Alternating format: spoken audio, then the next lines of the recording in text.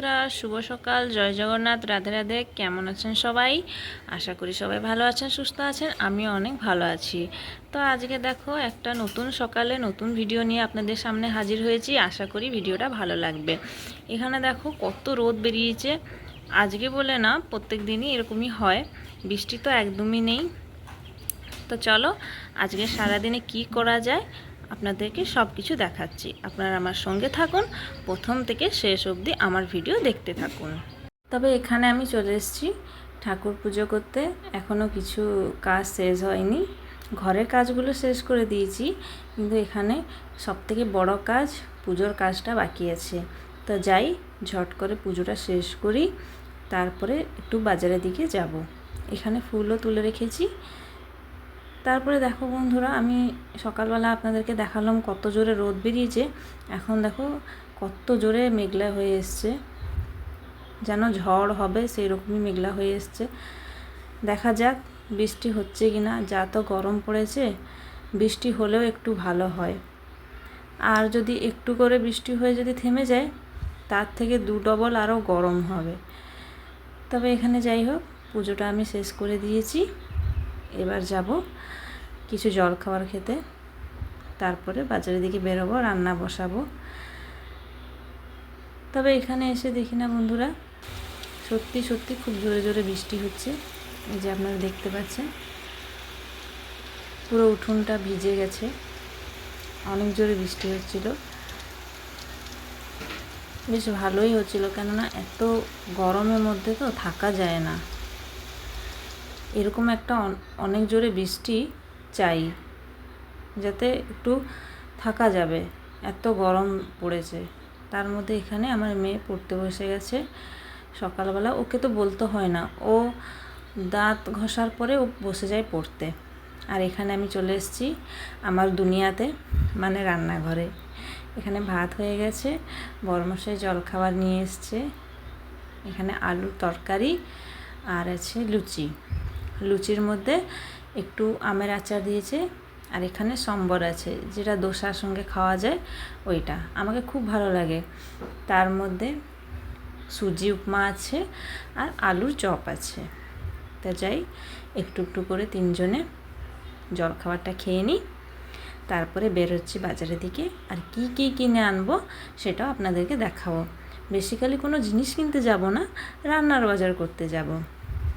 তা আজকে আমিষ হবে, আমিষের মধ্যে কি রান্না হবে সেটা আপনাদেরকে দেখাচ্ছি। তা এইভাবে দেখো বন্ধুরা, আমরা চলে এসেছি বাজারের দিকে।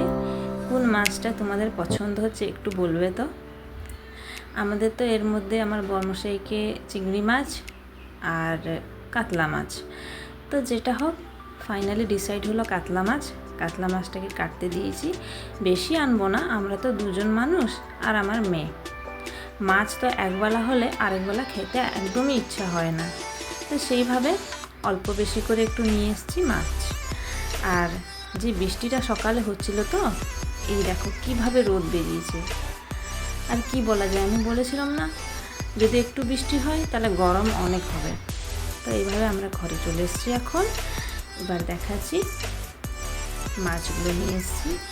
আর সঙ্গে পেঁয়াজ ছিল না, টমেটো ছিল না, তো টমেটো, পেঁয়াজ আর একটা হলুদ গুঁড়ো প্যাকেট নিয়ে এসেছি, যেটা তো সব রান্নায় মেন জিনিস। তো তবে এখানে দেখো কাতলা মাছটাকে এই সাইজে করে পিস কাটা হয়েছে। তার মধ্যে একটু মাছের ডিমও দিয়েছে। এই ডিমটাকে ভাবছিলাম আমি এমনি শুধু তেলে ভেজে দেব, তারপর আমার মাথায় আইডিয়া আসলো, না, কম হোক বেশি হোক, যা হলে এটাকে একটু বড়া করব। অনেক দিন হলো বড়া খাওয়া হয়নি। তো এইভাবে মাছের ডিমগুলো আমি মাছ থেকে আলাদা করে রাখছিলাম, ধোয়া হয়ে গেছে। আর এখানে কয়টা চিংড়ি মাছ আছে। আমার বড়মশাই হোক কি আমার বাবা হোক, যখনই মাছ কিনতে যায় তা ওনাকে বলে দেয় দুটো চিংড়ি মাছ দিয়ে দাও, তো উনি দিয়ে দেয়। আর চিংড়ি মাছটা আমার মেয়ে খেতে খুব ভালোবাসে। তা এইভাবে মাছগুলোকে ভালো করে ধুয়ে পরিষ্কার করে দিয়েছি। এখন নুন হলুদ মাখানো পালা।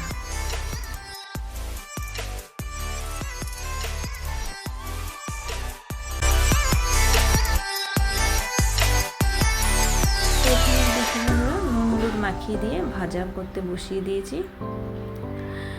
মাছগুলো অল্প অল্প করে ভাজতে হবে, বেশি করে দিয়ে দিলে আবার কড়াইতে লেগে গেলে মাছগুলো নষ্ট হয়ে যাবে, ভেঙে যাবে।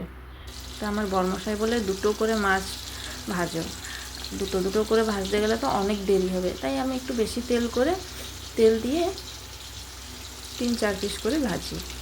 যদি বেশি বড় পিস হয় তাহলে 2 পিস, আর একটু মাঝারি সাইজ হলে 3-4 পিস করে ভাজি। তবে এখানে দেখো মাছ আর চিংড়ি মাছটা ভেজে রেখে দিয়েছি, তার মধ্যে মাছের তেলটা যে ছিল ওর মধ্যে লম্বা লম্বা করে কেটে রাখা আলুগুলোও ভেজে দিচ্ছি।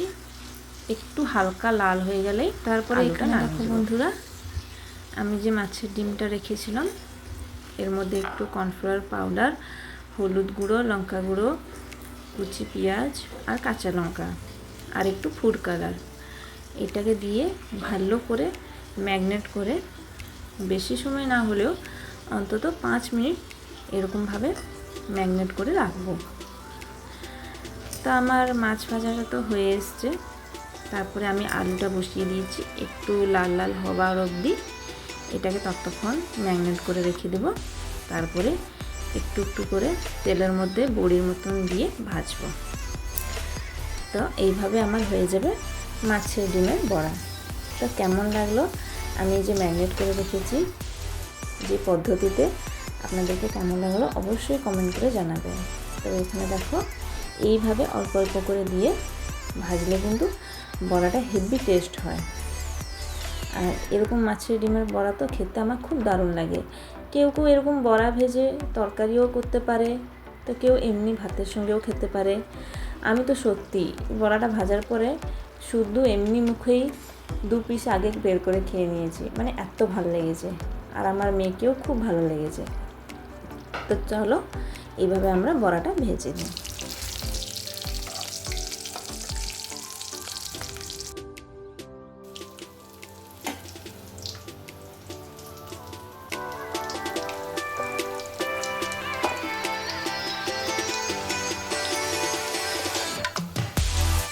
তবে এখানে দেখো বন্ধুরা, আমার সবকটা বড়া প্রায় ভাজা শেষ মতন হয়ে এসছে। এবার মাছের তরকারিটাই বসিয়ে দেবো। প্রত্যেক দিনের মতন ওরকমই সিম্পলেইভাবে মাছের তরকারিটা করব, বেশি কোনো নতুন পদ্ধতিতে দিয়ে করছি না। যেরকম আপনাদেরকে প্রত্যেকবারে ভিডিওতে দেখাই, তো সেরকমভাবে মাছের তরকারিটা রান্না করব। যেদিনকার একটু নতুন ধরনের রান্না করব তো সেদিনকার শুধু রেসিপি ভিডিওটাই দেব।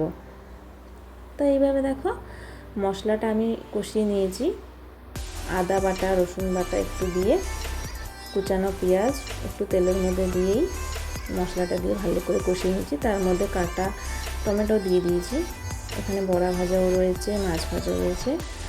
তারপরে তরকারিতে জল দিয়ে দিয়েছি, আর তরকারিটা ফোটার অবস্থায় মাছগুলোও দিয়ে দিয়েছিলাম। এখানে আমি কোনো গরম মশলা ইউজ করব না, আজকে অমনি সিম্পলতেই রান্না করেছি, কোনো এদিক ওদিক মশলাও আমি দিইনি। শুধু তরকারিটা ফোটার সময় একটা আমসি দিয়েছিলাম যেন একটু টক টক ভাবটা আসে। রান্নাটা দেখতে যেরকম খেতেও সেরকম দারুণ হয়েছিল। এখানে আমি ভাত বেড়ে দিয়েছি আমার মেয়ের জন্য। তারপরে সন্ধ্যেবেলা একটা জিনিস দেখাচ্ছি, এখানে আমি এতগুলো রুটি করে ফেলেছি। এই গরমে রান্নাঘরে ঢুকলে যা ঘেমে যায় বন্ধুরা।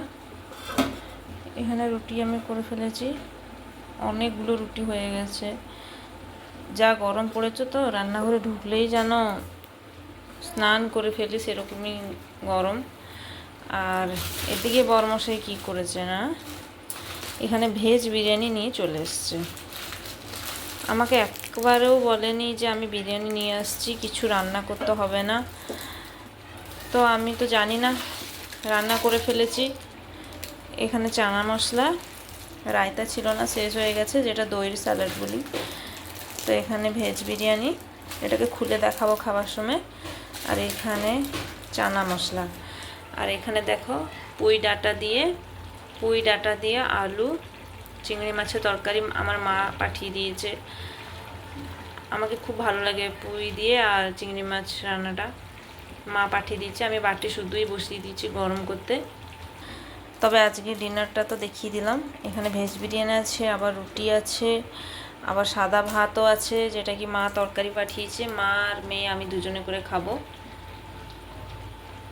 তো চলো বন্ধুরা, খাবার সময় একেবারে দেখা হচ্ছে, বিরিয়ানিটাকেও খুলে দেখাবো। তবে এখানে দেখো বন্ধুরা, বিরিয়ানিটা আমি বেড়ে দিয়েছি, আর সঙ্গে আছে দিনের বেলার যে ভাত ছিল ওই ভাত, আর মা দিয়েছিল তরকারি। তো কেমন লাগছে অবশ্যই বলবেন কমেন্ট করে। তো চলো বন্ধুরা, আজকের ভিডিওটা কেমন লাগছে অবশ্যই কমেন্ট করে বলবেন, আর সুন্দর লাগলে একটা লাইক করে দিবেন, তার সাথে কমেন্ট করে দিবে যারা চ্যানেলে নতুন।